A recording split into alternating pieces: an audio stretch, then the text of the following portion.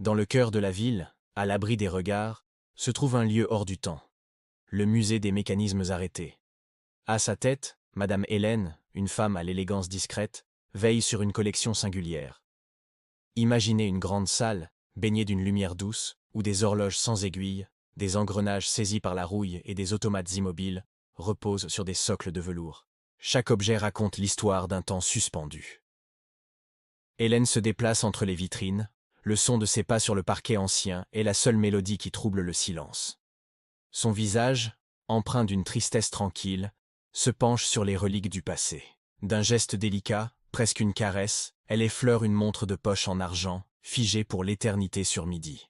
Pour elle, ce musée n'est pas un cimetière de machines, mais un sanctuaire de mémoires en attente. Son regard se pose enfin sur le dernier arrivé, l'objet qui la fascine et la défie. C'est une petite boîte à musique en bois d'érable, d'une simplicité désarmante, surmontée d'une danseuse de ballet figée dans sa pose. C'est la seule pièce dont l'histoire lui est inconnue. Un petit panneau à côté, écrit d'une main impersonnelle, annonce sobrement « Sans titre, sans origine, muet ». Hélène soupire.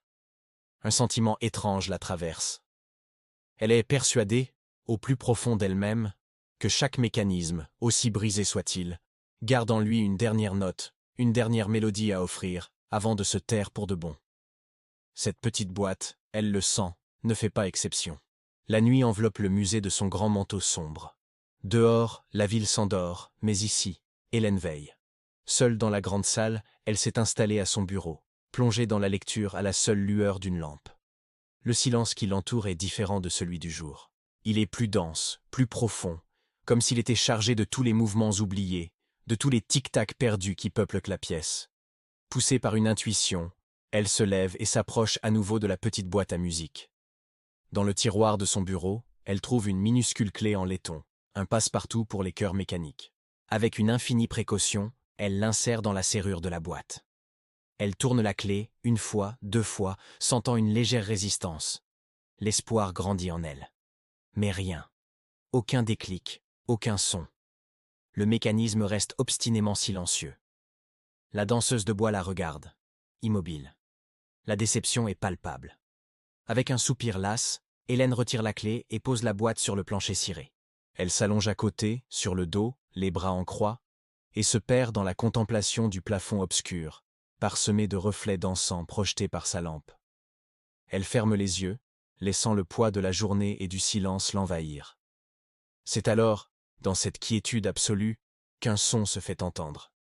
Un son si faible, si subtil, qu'il ressemble plus à une brise légère qu'à une note de musique.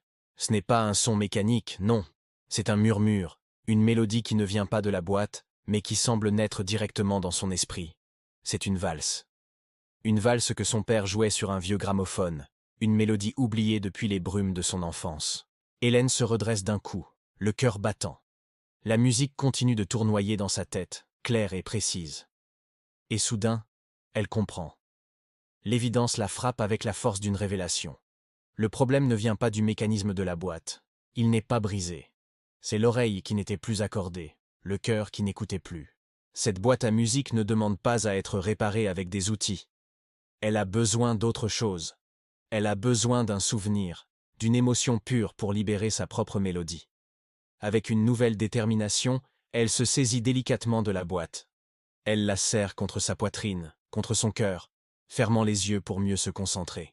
Elle ne pense plus à son père, ni à la valse de son enfance. Elle pense à elle. Elle se remémore avec une intensité brûlante la dernière fois qu'elle a dansé. C'était il y a si longtemps. Elle revoit le partenaire, sent la chaleur de sa main dans la sienne, entend le froissement de sa robe, revit le tourbillon de la joie et de l'insouciance.